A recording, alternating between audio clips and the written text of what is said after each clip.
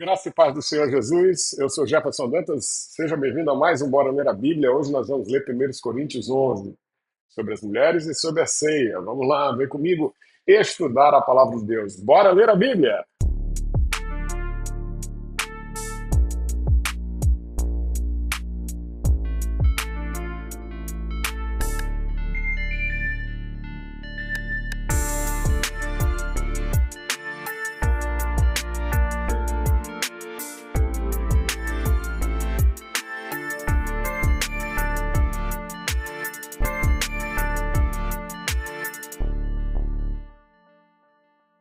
Pega um texto bíblico, vamos estudar a palavra de Deus, lê 1 Coríntios 11. Eu estou usando a nova versão internacional, tá? Nova versão internacional chamada NVI. Vamos ler esse texto que com certeza vai abençoar muito a sua vida. Paulo começa dizendo: sejam meus imitadores, como também eu sou imitador de Cristo. Eu elogio vocês por se lembrarem de mim em tudo e por se apegar às tradições exatamente como eu as transmiti a vocês. Quero, porém, que entendam que o cabeça de todo homem é Cristo, o cabeça da esposa é o marido e o cabeça de Cristo é Deus. Todo homem que ora ou profetiza com a cabeça coberta desonra a própria cabeça, mas toda mulher que ora ou profetiza com a cabeça descoberta desonra a própria cabeça, pois é como se a tivesse rapada. Pois se a mulher não cobre a cabeça, deve também cortar o cabelo. Se, porém, é vergonhoso para a mulher ter o cabelo cortado ou rapado, ela deve cobrir a cabeça. O homem não deve cobrir a cabeça, visto que ele é a imagem e glória de Deus. Mas a mulher é glória do homem. Pois o homem não veio da mulher, mas a mulher do homem. Além disso, o homem não foi criado por causa da mulher, mas a mulher por causa do homem. Por essa razão, e por causa dos anjos, a mulher deve ter um sinal de autoridade sobre a cabeça. Todavia, no Senhor, a mulher não é independente do homem, nem o homem é independente da mulher. Pois, assim como a mulher proveio do homem, também o homem nasce da mulher. Mas todas as coisas provêm de Deus. Julguem entre vocês mesmos. É apropriado a uma mulher orar a Deus com a cabeça descoberta? A própria natureza das coisas não ensina a vocês que é uma desonra para o homem ter cabelo comprido, mas que o cabelo comprido é uma glória para a mulher? Pois o cabelo comprido foi dado à mulher como um manto. Mas se alguém quiser polemizar a esse respeito, nós não temos esse costume nem as igrejas de Deus. Entretanto, ao dar a vocês as instruções seguintes, não os elogio, porque vocês não se reúnem para melhor, mas para pior. Em primeiro lugar, ouço que, quando vocês se reúnem como igreja, há divisões entre vocês. E até certo ponto creio nisso, pois é necessário que haja divergências entre vocês para que sejam conhecidos quais entre vocês são aprovados. Quando vocês se reúnem, não é para comer a ceia do Senhor, porque cada um come a sua própria ceia sem esperar pelos outros. Assim, enquanto um fica com fome, outro se embriaga. Será que vocês não têm casa onde comer e beber?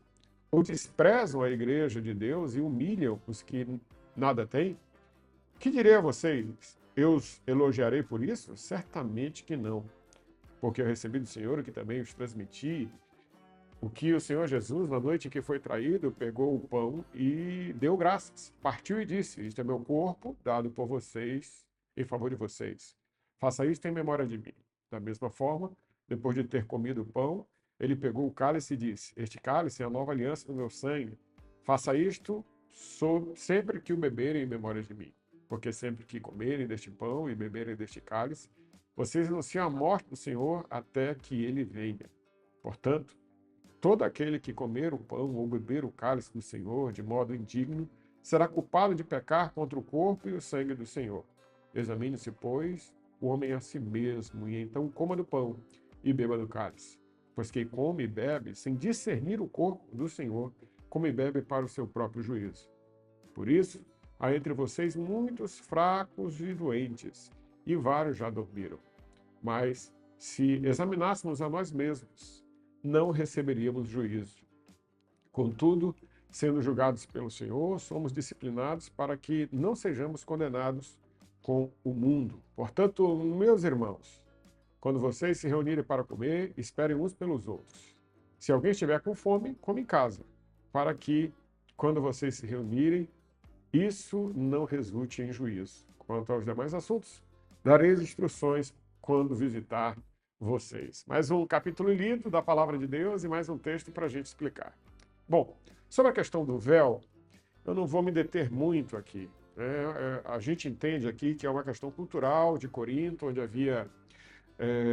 as mulheres eram sacerdotisas, as mulheres que iam para o templo, as sacerdotisas dos deuses de Corinto, elas iam de cabeça rapada, elas tinham autoridade espiritual e a autoridade espiritual delas convergia para um culto onde havia uma sexualidade muito forte, onde elas se entregavam para as pessoas que iam cultuar, e o apóstolo Paulo não queria essa confusão na igreja, por isso que disse que é para a mulher não rapar a cabeça e o cabelo dela ser véu.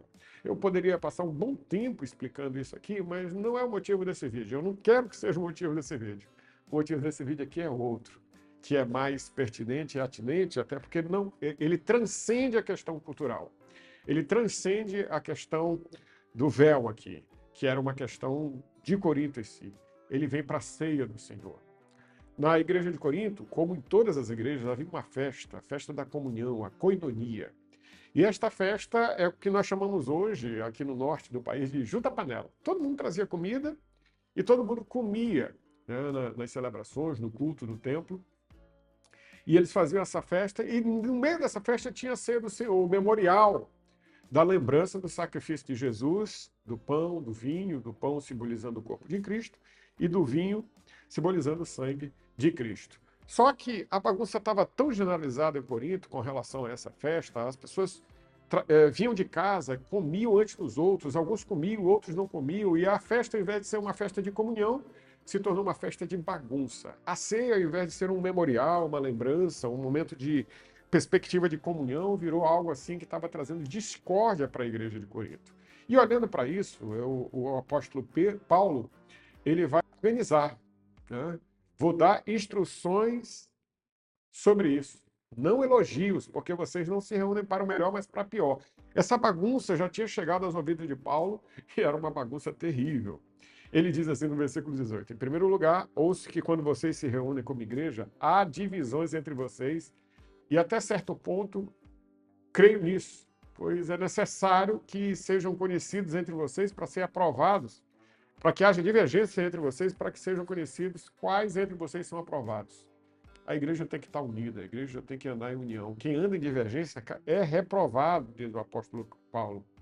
Versículo 20, quando vocês se reúnem, não é para comer a ceia do Senhor, porque cada um come a sua própria ceia sem esperar uns pelos outros. Não, a ceia do Senhor, e é por isso que nas nossas cerimônias, né, de ceia, na maioria das igrejas, todo mundo come junto, pão, todo mundo bebe o cálice junto, para que não haja essa divergência, né? Assim, enquanto um fica com fome, o outro se embriaga. Então, alguns bebiam demais, outros comiam demais, acabava ficando gente sem beber e gente sem comer. Será que vocês não têm comida em casa? O apóstolo Paulo briga, ele faz assim uma palavra dura. Ou desprezam a igreja de Deus e humilham os que não têm nada. Porque tinha gente que não tinha comida, eu ia comer na igreja, no junta-panela, né? Que direi a vocês? Eu vou fazer elogio para vocês? Certamente que não. E aí o apóstolo Paulo começa a trazer regras sobre a ceia do Senhor. E aí ele diz, a partir do versículo 23, texto usado pela maioria dos pastores no momento da ceia. Porque eu recebi do Senhor, que também vos transmiti. O Senhor Jesus, na noite que foi traído, pegou o pão e, tendo dado graças, partiu disso, este é o meu corpo que é dado por vós, façam isso em memória de mim. Da mesma forma, tomou o cálice e disse, este cálice é a nova aliança no meu sangue, façam isto em memória de mim, sempre que beberem. Porque sempre que comerem deste pão e beberem deste cálice, vocês anunciam a morte do Senhor até que ele venha. Então o apóstolo Paulo está citando Jesus para organizar a ceia em Corinto. Ele está dizendo, olha, eu podia dizer, a ceia é desse jeito, mas eu prefiro dizer, eu recebi do Senhor e eu ensinei vocês, e agora vocês estão fazendo diferente. Presta atenção. E aí ele fala uma coisa muito dura, e é importante você prestar atenção nisso, porque é uma questão espiritual. Versículo 27. Portanto, todo aquele que comer o pão ou beber o cálice do Senhor de modo indigno será culpado de pecar contra o corpo e o sangue do Senhor Jesus. No meio da bagunça, no meio da falta de respeito, no meio da falta de unidade, no meio da balbúrdia que se tornou a igreja de Corinto, a ceia não estava servindo para muito. Era uma ceia que as pessoas estavam de forma indigna participando. E aí o apóstolo Paulo orienta: examine-se cada um a si mesmo. Está tudo certo? Está tudo ok com você? Está tudo ok com a sua vida? Está da forma organizada essa ceia? Você está vindo para o templo para adorar a Deus ou para comer? E aí beba, coma e beba da maneira correta.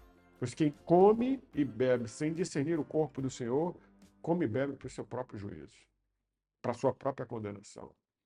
Aqui não tem a ver só com a ceia, mas com toda a bagunça que estava acontecendo em Corinto, com toda a falta de entendimento do que é ser corpo que estava acontecendo em Corinto. Da mesma maneira, quando a gente vai para a ceia do Senhor hoje, se nós não entendemos o que é ser igreja, se nós não transmitirmos uma relação vertical com Deus, pura, santa, de devoção, horizontal com meus irmãos, estando em comunhão plena com meus irmãos, tudo que eu faço na ceia do Senhor é apenas uma cerimônia vazia, e isso me traz condenação.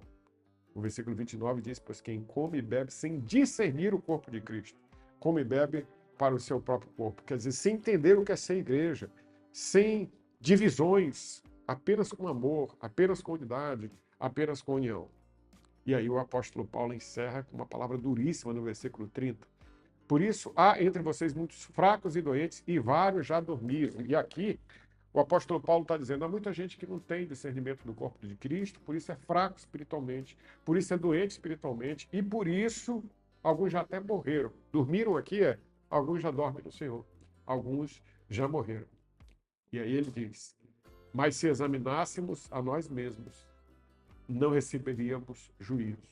Quer dizer, se a gente tem tempo para pensar, participar da ceia, discernir o que é ser uma igreja, fazer parte de uma igreja, ser parte do corpo de Cristo, a gente mudaria de atitude, a gente transformaria aquilo que é errado em arrependimento e o Senhor nos abençoaria, a gente não teria culpa sobre nós. Contudo, sendo julgados pelo Senhor, somos disciplinados para que não sejamos condenados com o mundo. O próprio Senhor nos julga, nos condena e nos orienta a fazer o certo. Portanto, meus irmãos, enquanto vocês se reunirem para comer, esperem uns pelos outros. Por isso que a gente diz: façamos todos juntos. Se alguém estiver com fome, come em casa, para que, quando vocês se reunirem, isso não resulte em juízo. Quanto aos demais assuntos, darei instruções quando visitar vocês. Aquela questão do véu, eu vou orientar vocês. O apóstolo Paulo está orientando sobre a ceia, e essa perspectiva é importantíssima para nós. A ceia é relembrar o sacrifício de Jesus, lembrar que nós somos um corpo, que nós devemos honra e respeito uns pelos outros. E essa é a lição de 1 Coríntios 11. Que o Senhor abençoe a sua vida e que esse texto possa ter edificado você. Seja uma igreja que abençoa, que zela e sabe discernir o corpo de Cristo, a igreja do Senhor, e que nós fazemos parte dela. Que Deus te abençoe. Tchau, tchau. Bora ler a Bíblia.